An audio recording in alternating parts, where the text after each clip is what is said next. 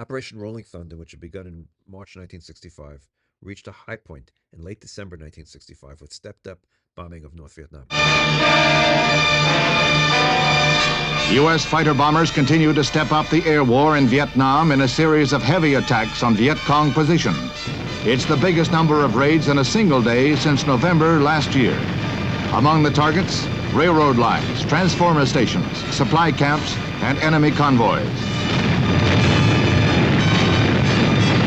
The aircraft, based in Thailand and South Vietnam and from carriers in the Gulf of Tonkin, smash areas northeast and south of Hanoi.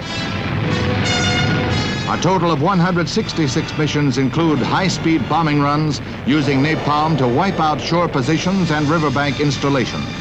Heaviest damage was done to the railroad yards and sidings along the northeast link connecting Hanoi with Red China, a vitally important Viet Cong supply line.